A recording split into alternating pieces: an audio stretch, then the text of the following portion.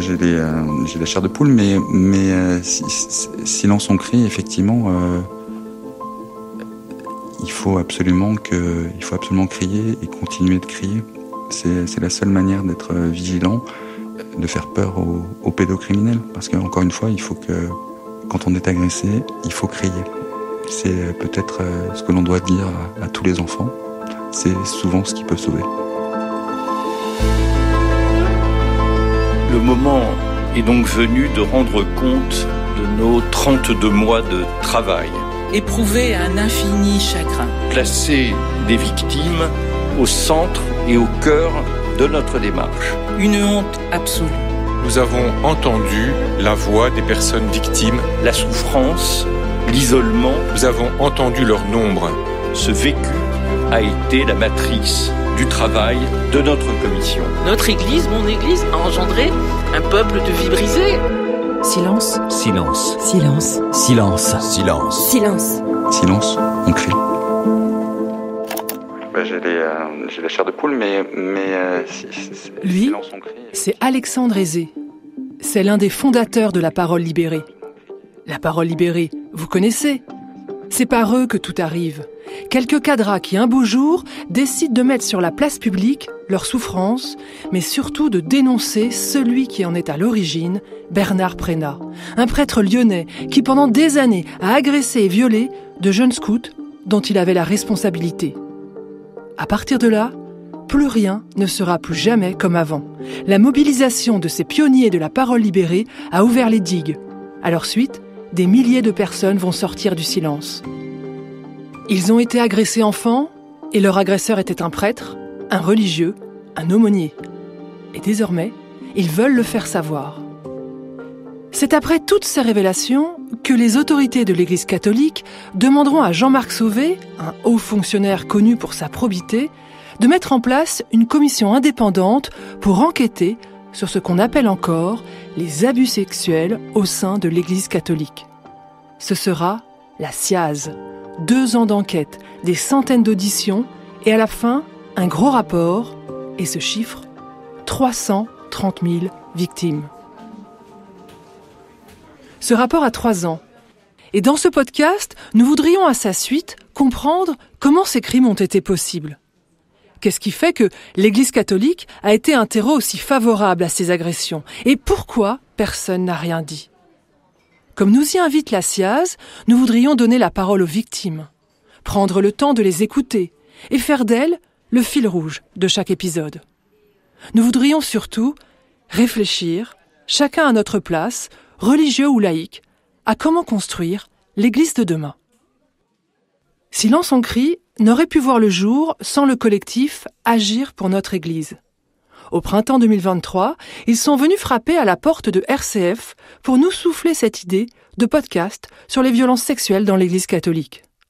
Ensemble, nous avons mûri cette idée pour sensibiliser les catholiques, les chrétiens et au-delà d'eux, l'ensemble des citoyens sur la gravité des violences sexuelles commises sur les enfants au sein de l'Église. Et voilà donc, Silence, on crie, le podcast pour décrypter les agressions sexuelles dans l'Église catholique. Je m'appelle Stéphanie Gallet, je suis journaliste à la radio RCF, une radio chrétienne, depuis la fin des années 90. Je pourrais égrener la liste des prêtres mis en cause dans des affaires d'agression sexuelle que j'ai pu croiser sur ma route. Des hommes bien sous tout rapport, et qui pourtant, dans l'intimité de leur bureau, d'un confessionnal ou d'une tente d'un camp de vacances, démontraient l'inverse en prenant en otage de leur pulsion malsaine des enfants qui leur avaient été confiés. Les conclusions du travail de la SIAZ sont publiées ce 5 octobre 2021. Un rapport de plus qui finira dans un tiroir ? Non. Pour une fois, ces conclusions sont entendues. En fait, le rapport tombe à un moment où la société française, mais aussi les fidèles catholiques français, commencent à être mûrs pour entendre ce qui a été commis dans l'obscurité des sacristies. Une sorte d'alignement de planètes. D'un côté, la SIAZ, une méthode scientifique, sérieuse pour produire des conclusions, et de l'autre côté, un public qui est désormais à l'heure du mouvement MeToo.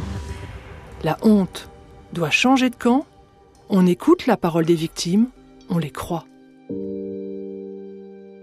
Dans ce premier épisode, nous allons écouter Alexandre Aizé et comprendre avec lui et d'autres acteurs l'importance du rapport Sauvé et comment il a véritablement changé la donne en écoutant sérieusement, humblement les victimes, en chiffrant le phénomène des violences pédocriminelles et en explicitant leur caractère systémique au sein de l'Église catholique.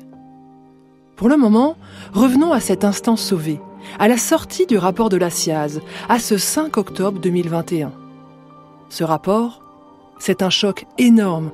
Pour tous ceux qui le découvrent, la sidération se mêle à la nausée. Mais pour Alexandre Aizé, c'est différent. Ce rapport, c'est avant tout un aboutissement. C'était un aboutissement. On avait travaillé plus de 6 ans. Pas pour ça, parce qu'on a fait aussi condamner, on a aidé des victimes, on a amené la parole et se libérer. Mais ça devait être le point d'orgue, en tout cas, de notre travail et de tout ce qu'on avait construit. Évidemment, ça peut pas être un bon souvenir. Les faits ne peuvent pas être des bons souvenirs, mais cette journée-là était une journée où on était apaisé. C'est-à-dire que enfin le combat était généralisé et on l'avait donné à d'autres personnes qui allaient cette fois-ci s'en occuper. Le but de l'association telle que l'on l'avait créée, c'était que la peur change de camp. C'était que finalement, tout ce que l'on fait fasse peur aussi aux pédocriminels, aux violeurs, en disant maintenant on va parler, la parole s'est libérée et que ça empêche d'autres victimes. Et toute la démarche a été dans cette optique-là. C'était empêcher d'autres victimes. De toute façon, les anciennes victimes, c'est horrible, comme nous, mais les faits sont les faits, donc on doit être dans la réparation. Mais quand même, le but de tout ça, c'est d'éviter les traumatismes et que les enfants, les femmes, les hommes puissent vivre dans une certaine sérénité. Donc, et c'est vrai que c'est horrible, parce que finalement, quand je parlais de vigilance, on n'est pas encore en dehors de cette violence. Ça veut dire que le travail est très très très très loin d'être terminé. Parce que les victimes ont vécu la souffrance, l'isolement. La victime se croit seule. Et c'est d'une certaine manière, au moment où la victime sait qu'elle n'est plus seule, qu'elle peut agir et d'une certaine manière décentrer son mal-être et décentrer la violence, potentiellement pour la mettre au service des autres victimes. Quand j'avais commencé à faire mon enquête avant la parole libérée, l'élément déclencheur a été de 2 ordres. 1, que le père Prénat était encore vivant, ce que je ne savais pas, et 2, que je n'étais pas la seule victime. Et en fait, ça, je l'avais découvert un peu au hasard d'une rencontre, et ça avait complètement changé mon état d'esprit. Et là, j'étais dans un état d'esprit où je n'agissais plus pour moi, mais je devais agir pour les autres et potentiellement pour les victimes futures. Les années 50, on parle de 330 000 victimes agressées alors qu'elles étaient mineures. C'est beaucoup, 300 000 victimes. Mais rien qu'avec le père Prénat, de victimes nommément trouvées, on en avait plus de 100, 150. Donc on imaginait bien que déjà pour une seule personne, ça faisait beaucoup. Donc si vous ajoutez de manière... en tout cas, si vous faites l'addition de toutes ces victimes-là, vous pouvez largement arriver à ce type de statistiques. Je pense que le plus important, c'est la véracité des chiffres. C'est ça qui est important. Vous ne pouvez pas agir dans la société sur n'importe quel thème si vous n'avez pas dénombré, fait des statistiques, et vous pouvez pas vous appuyer sur des chiffres. Le rapport de la SIAZ a été, je pense, assez révolutionnaire de ce côté-là, parce que tout le travail, en faisant travailler effectivement des psychologues, mais aussi des statisticiens, enfin il y avait à peu près tous les corps de métier qui étaient présents, eh bien ça a pu poser le problème de manière rationnelle et statistique. Je crois que c'est vraiment, au-delà des témoignages qui sont effectivement très puissants, le travail très profond qui a été fait, et ce qui en ressort, c'est l'ampleur du massacre. Mais il y a eu surtout un ensemble de négligence, de défaillance, le silence, une couverture institutionnelle qui ont présenté un caractère de systémique.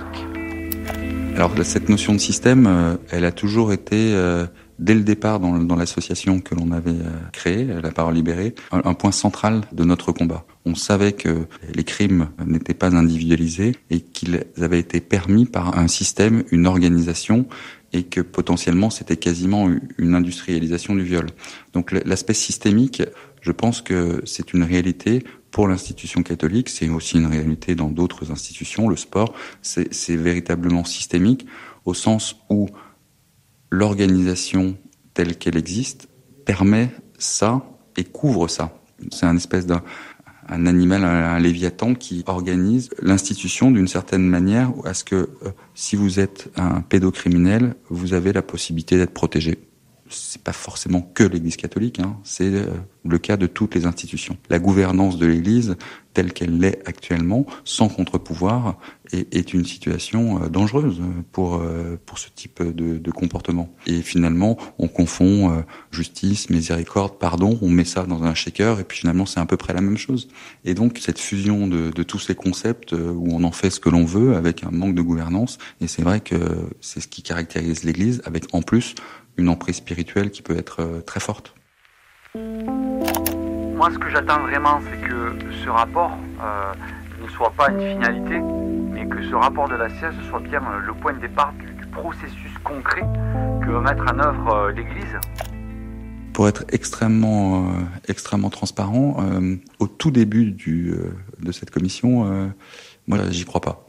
Ça sera fait pour étouffer, et d'une certaine manière, Monsieur Sauvé, quand on l'a rencontré la première fois, il n'a pas souhaité que l'on soit dans la commission en tant qu'association. Et je lui avais dit, en fait, ça sera soit une association de technocrates, soit, effectivement, il en sortira pas forcément grand-chose. Et ça, ce qui m'a le plus marqué dans le rapport Sauvé, c'est évidemment les chiffres, mais c'est aussi comment les membres de ce rapport ont progressivement changé leur regard et ont pris conscience de la réalité. Je pense que toutes les personnes du rapport n'avaient pas conscience de ce qui se tramait, de la réalité des abus dans l'Église.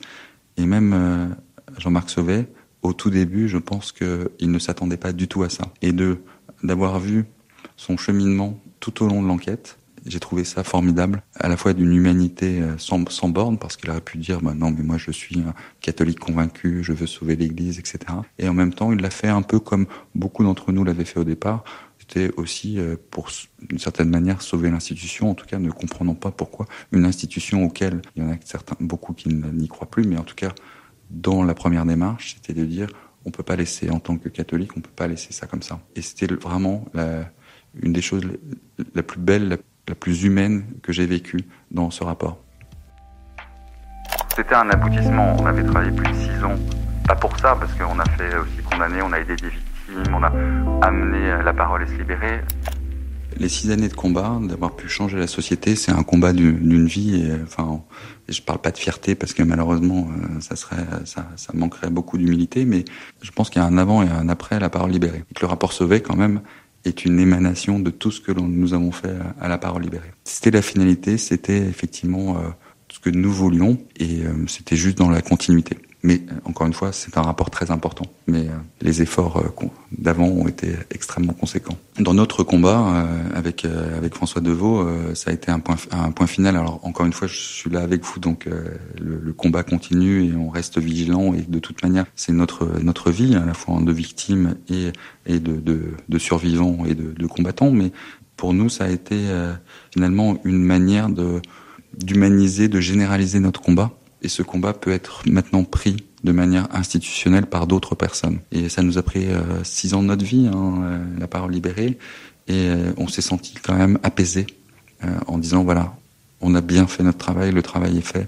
Et on peut maintenant retourner faire paître nos moutons. Victime, survivant, combattant. Alexandre Aizé ouvre donc ce podcast « Silence on crie » où nous voudrions comprendre pourquoi l'Église catholique a-t-elle été le théâtre d'un si grand nombre d'agressions sexuelles. Alexandre Aizé le dit. Pour lui, la sortie du rapport de la SIAZ est un aboutissement. Le relais est assuré. Il va pouvoir passer à autre chose, faire enfin paître ses moutons, comme il dit. Il faut être honnête. Pour ceux qui vont être les premiers intermédiaires entre la SIAZ et le public, les journalistes, c'est une toute autre affaire. Les jours autour de la publication du rapport vont être particulièrement denses. Et parmi les journalistes, ceux qui travaillent dans un média chrétien vont être particulièrement bousculés. Il est vrai que certains d'entre eux ont plus que des doutes, et depuis longtemps. Ils sentent bien qu'il y a quelque chose de malade dans cette institution. Qu'autant d'affaires d'agression sexuelle, ça ne peut pas être un hasard. Ça ne peut plus rester à la page des faits divers. Alors certains ont enquêté, ont écrit des papiers, tendu leur micro, fait des livres, mais qui les croit ? Mais surtout, aucun ne soupçonne l'ampleur du drame. Je me souviens, avant l'été 2021, on commençait à nous dire « Attention, ça va être très dur ». On parle de 10 000 victimes. 10 000 victimes. Sophie Lebrun est journaliste à l'hebdomadaire catholique La Vie. Quand je la rencontre, un peu avant Noël 2023, cela fait plus de 7 ans qu'elle travaille sur les questions d'abus et de violences sexuelles dans l'Église catholique. Elle a même écrit 2 livres sur le sujet. Sophie et moi, on se connaît depuis des lustres. Elle fait partie des premières journalistes catho très actives sur Twitter. D'ailleurs, c'est un peu par les réseaux sociaux qu'elle a commencé à entrer en contact avec des victimes. Quand je lui demande comment elle a réagi quand elle a appris ce chiffre de 330 000 victimes, elle m'avoue qu'elle a failli passer à côté d'une catastrophe journalistique. C'est simple, elle n'arrivait pas à enregistrer ce chiffre que Jean-Marc Sauvé lui confiait dans un entretien qui devait accompagner la sortie du rapport. Quand j'ai retranscrit cet entretien, j'ai pas mis les vrais chiffres, je me suis trompée à 100 000 près. Et on se retrouve à quelques jours de l'annonce des résultats, à choisir, après de longues discussions, de mettre ce chiffre à la une.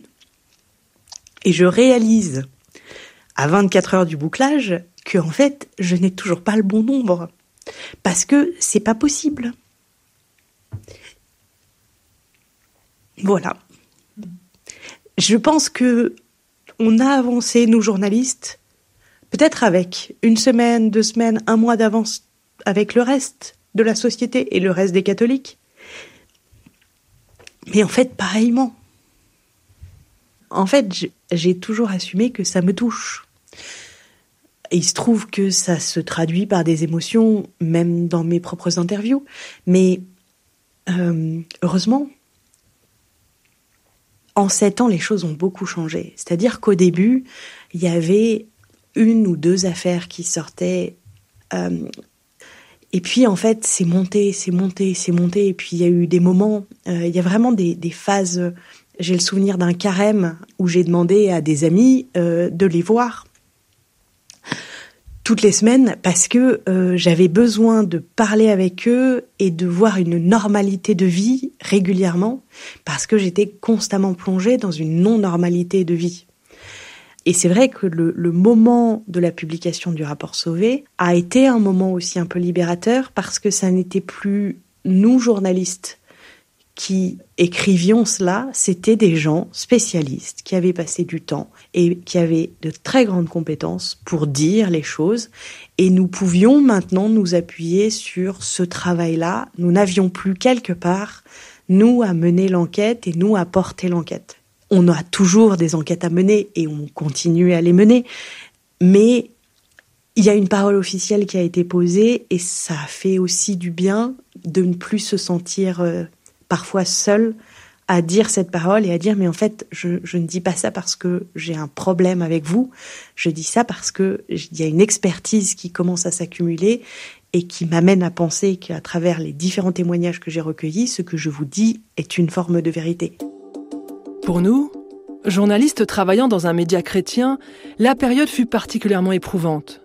Il nous fallait bien regarder cette réalité en face, écouter les victimes, lire toutes ces histoires immondes, renoncer aussi à l'image d'une église qu'on dit sainte. Étienne Pépin est rédacteur en chef, chargé de l'actu sur RCF. Il fait partie des journalistes de notre réseau qui ont couvert cette période autour de la sortie du rapport de la SIAZ. Un échange avec lui, fin octobre 2021, m'a particulièrement marqué. C'était l'assemblée qui suivait vraiment la publication du rapport Sauvé, du rapport de la SIAZ, une assemblée qui avait été marquée par des témoignages de victimes encore et encore.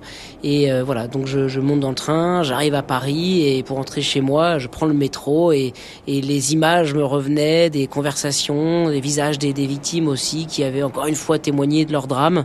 Et j'ai été pris par un moment de nausée et à tel point que voilà, j'ai dû m'arrêter entre 2 arrêts pour vomir, parce que vraiment j'étais complètement bouleversé par ce que j'avais entendu, par ces visages de victimes qui me revenaient après comme ça quelques jours d'assemblée des évêques et de prise de conscience aussi des évêques. Et pour nous journalistes qui sommes témoins de ces vies complètement déchiquetées, de ces vies brisées par ces abus sur parfois des dizaines d'années, j'étais complètement, tout ça tournait dans ma tête, j'étais complètement bouleversé. Voilà, comme si mon corps avait besoin d'évacuer un peu tout ça après des jours vraiment terribles pour moi dans mon travail. Rarement mon micro avait autant servi à recueillir des témoignages aussi durs, aussi bouleversants, aussi dramatiques.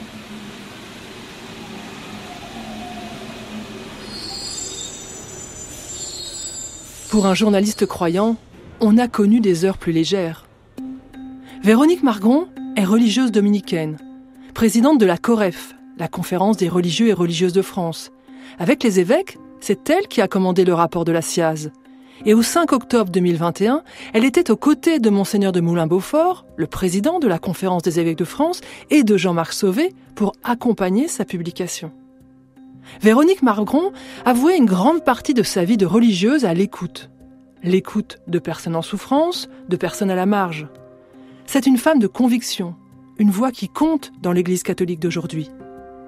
Je me souviens que dans les tout premiers jours après la sortie du rapport de la SIAZ, elle avait eu ces mots. Que voulez-vous que je vous dise ? C'est un désastre. Quand je la retrouve en ce début d'année 2024, je lui demande de revenir sur ce mot. Désastre. Qu'est-ce que j'entendais par désastre ? Plusieurs choses. Tout d'abord, l'ampleur de la systémie, c'est-à-dire se rendre compte que, en fin de compte, quasi toutes les institutions ont participé d'une manière ou d'une autre, activement, passivement, à ces crimes, en les cachant, les minimisant, parfois en les rendant possibles, en déplaçant les agresseurs ou en laissant ces agresseurs dans l'impunité. Donc ça, c'est une première caractéristique du désastre, de se dire mais quand même, enfin voilà, grosso modo, tous nous sommes coupables d'une manière ou d'une autre. En tout cas, toutes celles et tous ceux qui ont des responsabilités à un titre ou qui ont eu des responsabilités à un titre ou à un autre dans l'Église catholique, c'est l'extrême gravité des actes commis, des enfants, des adultes rendus vulnérables ont été victimes quand même pour moi de ce que je qualifierais de torture quand même, vraiment, de torture spirituelle, de torture physique parfois, vraiment de choses qui sont inqualifiables et qui sont même innommables, qu'aujourd'hui encore, je pense, je ne serais pas capable de redire de ce que j'entends. Je pense que c'est impossible à re-raconter. Bien sûr, un désastre de par le nombre estimé, et chaque victime que je reçois me confirme que l'étude de la SIAZ, c'est peut-être plutôt en dessous de la réalité, mais n'est sûrement pas au-dessus de la réalité. Donc voilà, c'est un désastre parce que c'est un désastre pour les victimes que ça a dévasté, pour beaucoup d'entre elles que ça dévaste encore. C'est un désastre parce que ça dévaste la confiance dans une institution qui ne peut reposer que sur la confiance puisqu'elle n'a rien à vendre, qu'est l'Église. C'est un désastre tant c'est une trahison de l'humain et de l'Évangile.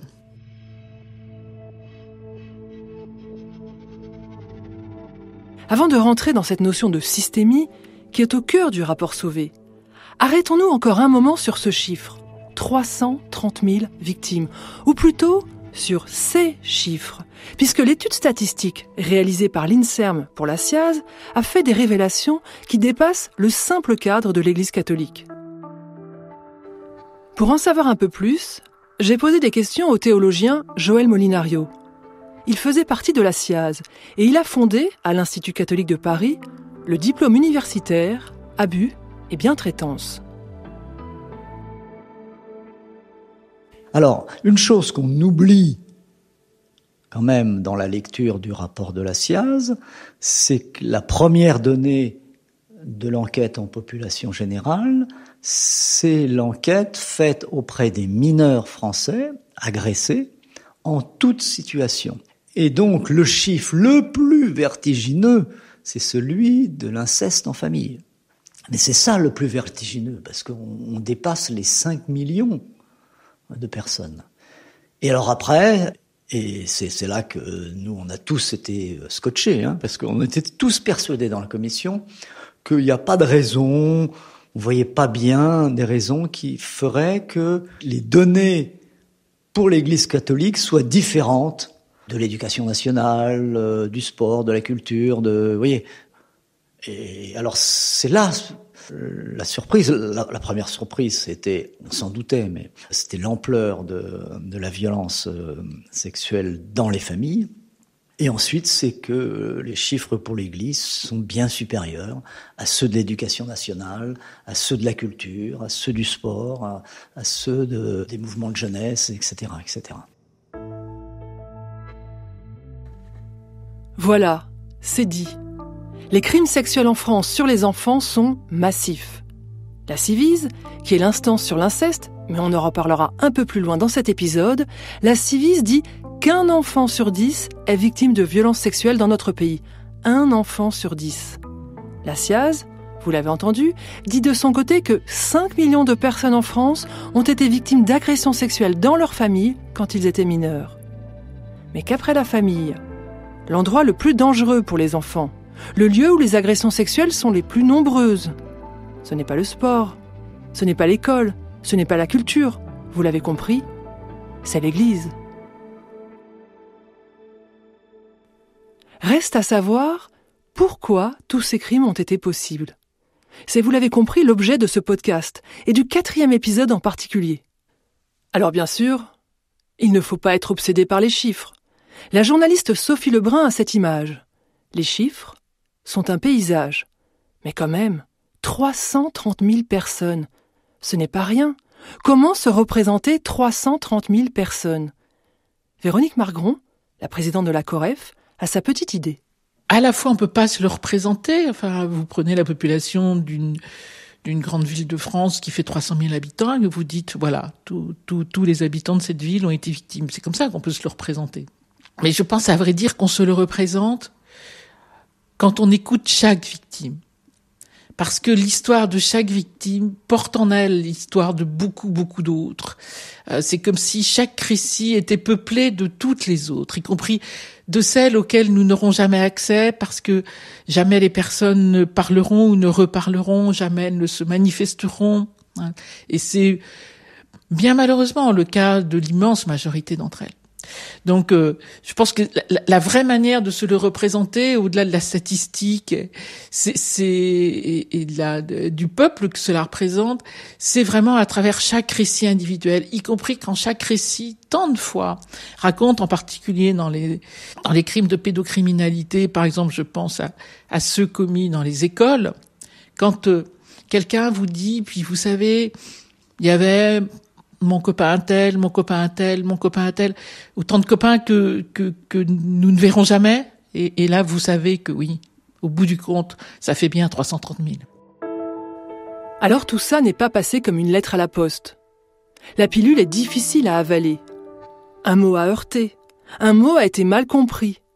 Mais peut-être est-ce surtout qu'on s'est accroché à ce mot pour ne pas voir l'horreur de ce qu'il dissimulait. Ce mot, c'est systémique. Ou systémie. Et là encore, retour à notre professeur de théologie, Joël Molinario.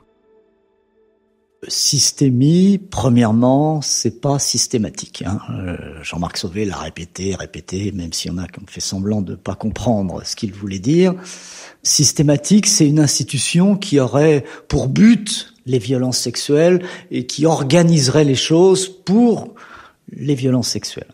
Donc si c'est systémique, ça veut dire qu'il faut regarder un ensemble. C'est-à-dire que c'est pas des données isolées les unes à côté des autres, mais il y a un ensemble qui permet à des agresseurs d'agresser, qui empêche que des familles, des victimes puissent s'exprimer, et qui empêche qu'on reconnaisse les signaux d'alerte qui nous permettraient de discerner qu'il y a des problèmes. C'est-à-dire que cet ensemble, eh bien, c'est l'ensemble des pratiques, des doctrines et de la vie de l'Église.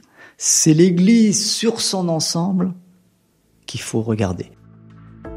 Je vous propose de creuser encore un peu plus cette notion de systémie, d'aller encore un peu plus loin dans la compréhension de ce système, et pour cela, de retrouver Sophie Lebrun. Et vous verrez, quand on l'entend, on réalise aussi pourquoi ce concept de systémie a tant dérangé. Dans les milieux catholiques, plus que dans les autres milieux, le premier réflexe, c'est « ça n'est pas possible ». Le deuxième réflexe, c'est « si éventuellement on peut l'envisager, nous commençons par demander à notre frère accusé comment l'aider, comment faire au mieux pour lui ». Parce que souvent, la victime arrive en disant « je voudrais pas déranger, mais il m'est arrivé ça ». Et donc, vu qu'elle veut pas déranger, c'est que tout va bien. Donc on s'occupe de celui qui va pas bien, celui qui est accusé. Et l'aspect systémique dans l'Église de France de 1950 à aujourd'hui, il est comme dans la société de 1950 aux années 2000, une difficulté à regarder la violence sexuelle en face, une difficulté à accepter que ce témoignage puisse exister, et derrière, une quasi-impossibilité d'agir pour protéger la victime, pour chercher d'autres victimes, et pour mettre face à une certaine justice la personne désignée comme agresseur. À partir des années 2000, dans beaucoup de lieux de la société française, un basculement se fait, une prise de conscience se fait et des jalons sont posés pour que plus de justice entre dans ce schéma-là. Ça n'est pas le cas dans l'Église catholique. Ce que le rapport Sauvé explique, c'est qu'à ce moment-là, quand le reste de la société française a pris conscience qu'il y avait une violence institutionnelle qui s'ajoutait aux violences sexuelles dans la vie des victimes, et qu'elle a essayé de combattre ça en apportant des éléments de justice, des possibilités de procès, une écoute, un accompagnement, des associations, l'Église catholique a considéré que ça n'était pas son problème, que ça n'était pas comme ça chez elle, et qu'elle n'avait pas besoin de faire ce travail-là. Et c'est là où, pour moi, le rapport Sauvé explique cet effet systémique dans l'Église catholique. Ça n'est pas qu'il y a eu des violences sexuelles et ça n'est pas qu'il y a eu des violences institutionnelles derrière. C'est qu'à un moment donné, l'Église catholique et les responsables catholiques, quel que soit leur âge et quelle que soit leur responsabilité, avaient la possibilité de grandir en humanité et ils ne l'ont pas fait. Alors, est-ce que le rapport Sauvé a remis les pendules à l'heure ? Est-ce qu'il y a un avant et un après le rapport Sauvé ? On se rappelle d'Alexandre Aizé, qui nous disait qu'il y avait un avant et un après la parole libérée, et que même après le rapport Sauvé, tout restait à faire. Et c'est vrai que regarder en face la réalité des violences sexuelles au sein de l'Église catholique, et agir en conséquence, c'est difficile. Ça va prendre du temps, beaucoup de temps. On écoute à nouveau Joël Molinario. Beaucoup de catholiques en France, des évêques, en ont un peu assez qu'on parle de ces sujets-là. Ils voudraient bien tourner la page en disant, bon voilà, l'Église a fait beaucoup de choses, maintenant on passe à autre chose. Mais hélas, c'est pas comme ça que ça se passe. C'est que la réalité des abus, la réalité de la violence, des systèmes d'emprise, eh bien, c'est du long terme. C'est-à-dire que c'est du long terme pour les victimes, et pour l'institution qui doit se réformer pour prévenir et devenir, comme on dit, une maison sûre. Le rapport Sauvé a-t-il rendu l'Église plus sûre ? Bien sûr que non. La sûreté ne se déclare pas. Elle se construit. Et ça sera l'objet de notre 5e épisode. Aujourd'hui encore, des agressions ont lieu, au sein de l'Église catholique. Alors, l'Église est-elle plus bienveillante dans l'accueil des victimes, plus vigilante à dénoncer les auteurs auprès de la justice depuis le rapport Sauvé ? On le voudrait. Et pourtant, les choses restent complexes. C'est ce qu'a pu constater la journaliste Sophie Lebrun. Je ne pense pas qu'avec le rapport Sauvé, la honte a changé de camp quand on parle des victimes et de l'Église catholique.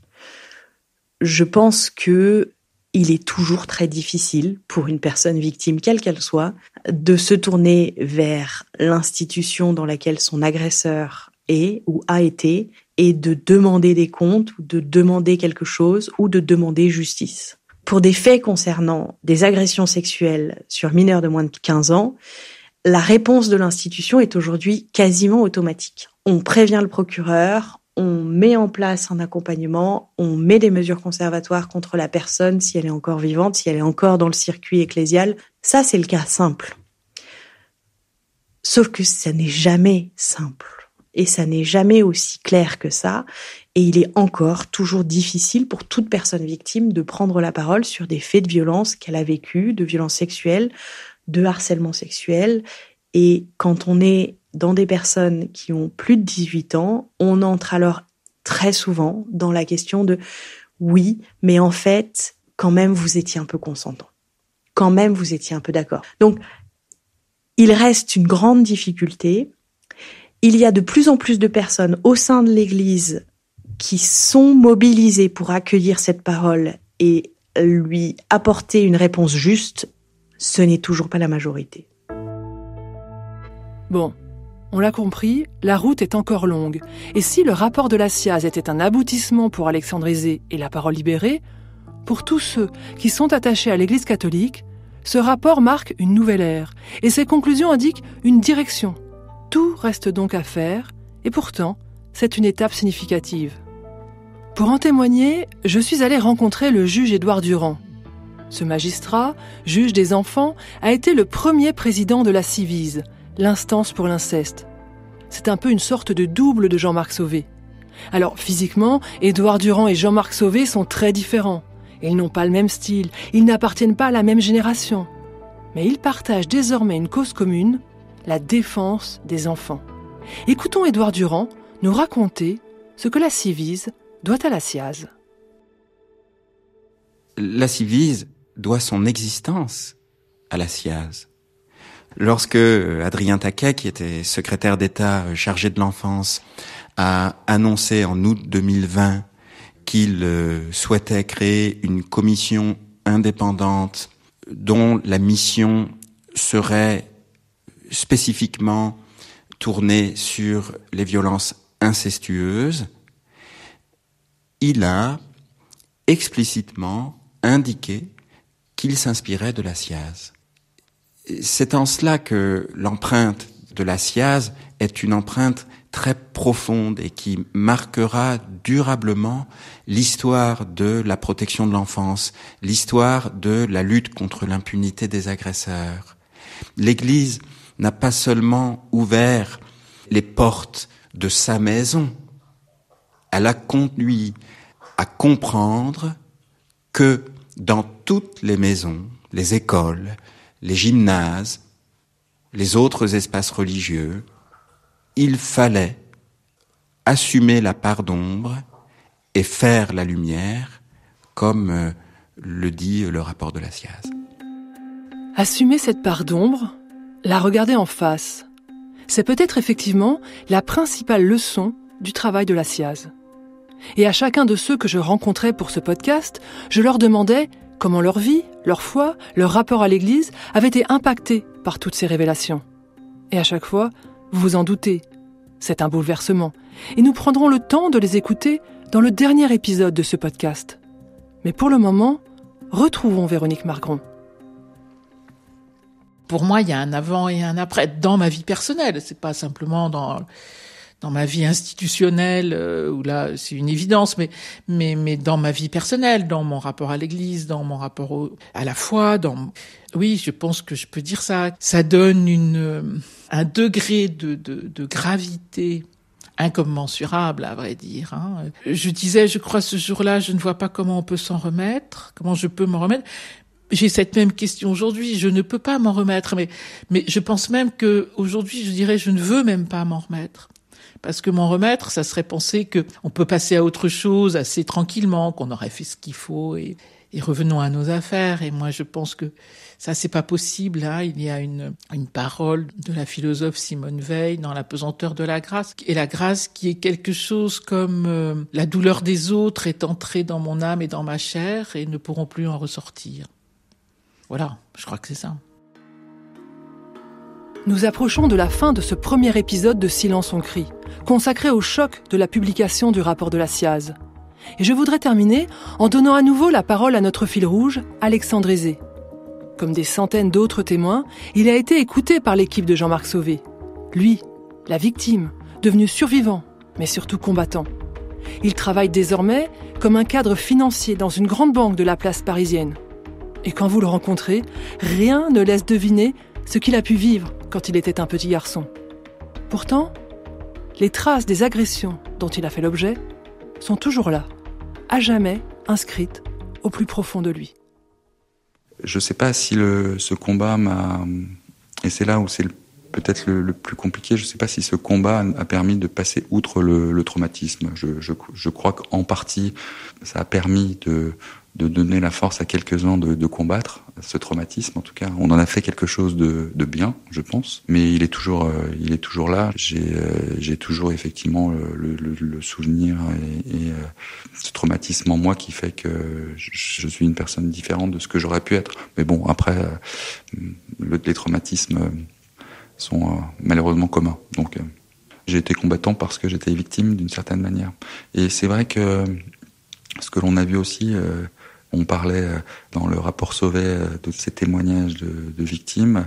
C'est vrai que on peut imaginer que c'est très compliqué finalement de combattre cette violence systémique si on n'est pas victime. C'est-à-dire qu'on a toujours l'impression que la non-victime ne peut pas comprendre en fait. Effectivement, il peut y avoir de l'empathie, mais c'est quelque chose qui reste ancré en soi, comme une part sombre que l'on ne peut pas véritablement partager vers des personnes qui n'ont pas effectivement cette part sombre en elles, cette tache indélébile.